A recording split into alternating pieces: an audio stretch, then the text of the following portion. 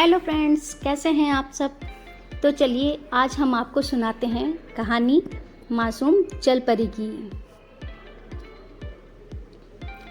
बहुत समय पहले की बात है। गहरे समुद्र में जल परियों के राजा का राज्य हुआ करता था। उनकी 6 सुंदर राजकुमारियां थीं जिन्हें राजा बहुत प्यार करता था। उनमें से सबसे छोटी जल परी का नाम ईवा था। ईवा सभी की चहेती थी क्योंकि वह हर समुद्री जीव के बारे में अच्छा सोचती थी। जब भी ज़रूरत पड़ती थी तो वह खुशी खुशी उनकी मदद कर देती थी। लेकिन यह बात बाकी जलपरियों को अच्छी नहीं लगती थी। राजा ने नियम बनाया था कि जो भी जलपरी 18 साल की हो चुकी हो तो वह समुद्र की ऊपरी सतह पर जा सकती थी। इस तरह उन्हें समुद्र के बाहर की दुनिया को देखने का मौका मिलता था। एक दिन राजा की 5वीं परी का 18वां जन्मदिन था तो उसे भी यह मौका दिया गया, जिसे देखकर ईवा के मन में भी समुद्र की सतह पर जाने का मन हुआ। ईवा ने भी अपने पिता यानी समुद्र के राजा से समुद्र की सतह पर जाने की इजाज़त मांगी। इस पर राजा ने कहते हुए मना कर दिया कि समुद्र की सतह पर जाने के लिए वह अभी बहुत छोटी है। इस घटना के बाद से ईवा को अपने 18वें जन्मदिन का इंतजार रहने लगा। समय बीतता गया और ईवा अपनी दादी से समुद्र के बाहर की दुनिया के बारे में पूछती रहती थी। दादी की कहानियों से ईवा को इंसानों के बारे में भी पता चला। दादी माँ ने ईवा को यह भी बताया कि हमारी उम्र 300 साल होती है और हम मरने के बाद झाग बन जाते हैं। वहीं जिस जल परी का दिल नेक और सच्चा होता है उसे आसमान की परी अपने साथ ले जाती है और उस जल परी को भी परी बना देती है। वहीं इंसानों की उम्र ज़्यादा से ज़्यादा 100 साल ही होती है। इस प्रकार दादी से रोज़ वो समुद्र से बाहर की दुनिया के बारे में जानती रहती थी। एक दिन वो घड़ी भी आ ही गई जिसका ईवा को कई सालों से इंतजार था। नियम के अनुसार ईवा ने भी अपने जन्मदिन के अवसर पर राजा से समुद्र की ऊपरी सतह पर जाने की आज्ञा मांगी। इस पर राजा आज्ञा देने के लिए तैयार नहीं हुए। उन्हें डर था कि उनकी इस भोली भाली बेटी को कोई कुछ कर न दे। तभी वहाँ केकड़ा आता है जो राजा का मंत्री था। सभी राजा के मंत्री को रुद्र कहकर बुलाते थे। वह ईवा का बहुत अच्छा दोस्त भी था। रुद्र ने राजा से अनुरोध किया कि वह ईवा का ख्याल रखेगा और उसे अपने साथ ही सलामत वापस लेकर आ जाएगा। तब राजा ने इन दोनों को समुद्र की सतह पर जाने की आज्ञा दी। राजा से आज्ञा लेकर वो दोनों खुशी खुशी समुद्र की ऊपरी सतह की ओर चल देते हैं। जैसे ही ईवा ने समुद्र के ऊपर की दुनिया देखी, वह देखती ही रह गई। उसे वहाँ हवा को महसूस किया, हवा में उड़ते हुए पंछी देखे, सूरज को देखा। वह यह सब देख ही रही थी कि अचानक उस ओर उन्हें एक बड़ी नाव आती दिखाई दी। उसने दूर से उस पर सवार राजकुमार को देख लिया था। उसे देखते ही ईवा को उस राजकुमार से प्यार हो गया। तभी अचानक समुद्र में तूफान आ गया और राजकुमार की नाव तूफान में फंसकर टूट गई।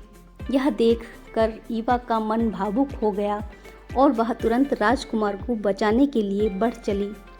राजकुमार बेहोश हो गया था। ईवा बेहोशी की हालत में उसे समुद्र के किनारे ले आई।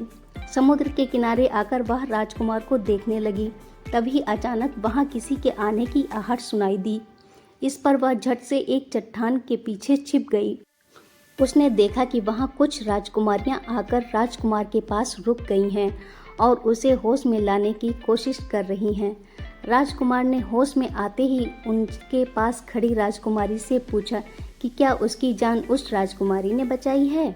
तब उस राजकुमारी ने झूठ बोलते हुए हाँ में उत्तर दे दिया। यह सब ईवा देख ही रही थी कि उसे यह अच्छा नहीं लगा कि राजकुमार की जान बचाने का झूठा श्रेय वह राजकुमारी ले रही है। फिर भी ईवा खुश थी कि राजकुमार की जान बच गई। उसके बाद ईवा वहाँ से निकलकर वापस समुद्र की गहराइयों में अपने महल आ गई। वापस महल में आने के बाद उसका मन कहीं भी नहीं लग रहा था। उसे अब हर पल बस राजकुमार की याद सताती रहती थी। तभी वहाँ रुद्र आया और उसने ईवा से पूछा कि वह क्यों उदास है। तब ईवा ने उसे पूरी बात बताई। रुद्र ने कहा कि यहाँ काले समुद्र की ओर एक डायन रहती है। वह शायद तुम्हारी इस मामले में कुछ मदद कर सकती है, लेकिन उसके ऊपर भरोसा नहीं किया जा सकता। ईवा किसी भी हाल में राजकुमार को पाना चाहती थी, इस कारण वह बिना कुछ सोचे समझे डायन के पास जाने के लिए चल देती है। डायन ने जैसे ही उसे अपनी गुफा में आते हुए देखा तो जादुई आईने से इसके बारे में पूछा। तब आईने ने बताया कि वह राजकुमारी है जिसका दिल बहुत साफ है। वह बहुत जल्दी आसमान की परी बनने वाली है। जिस दिन वह परी बनेगी उस दिन तुम्हारे पाप की दुनिया और तुम्हारा दोनों का अंत हो जाएगा। डायन ने यह सुना तो उसने कहा कि मैं ऐसा कभी नहीं होने दूंगी। इतने में ईवा डायन के पास पहुंच जाती है और अपने दिल की बात उसे बताती है। इस पर डायन कहती है कि वह उसकी मदद तो कर सकती है, लेकिन जब वह इंसान बनेगी तब उसकी आवाज़ चली जाएगी। यह सुनकर ईवा कुछ देर सोचने लगी। फिर उसने कहा कि वह राजकुमार के लिए कुछ भी कर सकती है। डायन मन ही मन हंसी और उसने ईवा को एक जादुई शरबत दिया। डायन ने कहा कि जैसे ही वह समुद्र के किनारे पहुंचकर इस शरबत को पिएगी वह इंसान बन जाएगी। ईवा तुरंत शरबत को लेकर समुद्र की ऊपरी सतह की ओर बढ़ने लगती है और जल्दी ही वह किनारे पर पहुंच जाती है। किनारे पर पहुंचते ही ईवा उस जादुई शरबत को पीती है और बेहोश हो जाती है।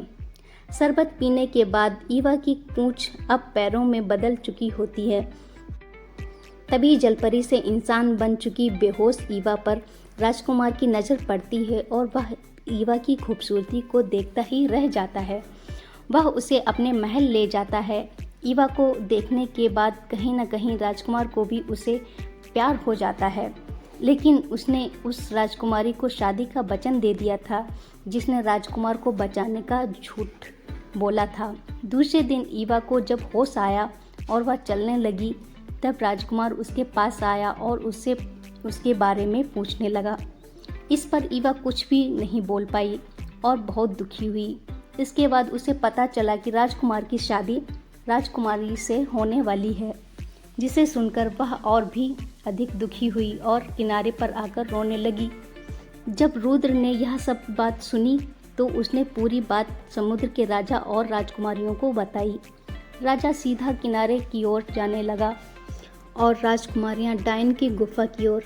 राजकुमारियों ने डायन से आकर ईवा के बारे में पूरी बात कही और उसे वापस से जलपरी बनाने की प्रार्थना करने लगी। डायन को लगा कि यह सब मेरे जाल में फंस गए हैं। डायन ईवा के हाथों राजकुमार को मरवाना चाहती थी, जिससे वह कभी भी आसमान की परी न बन पाए और डायन की पाप की दुनिया बनी रहे।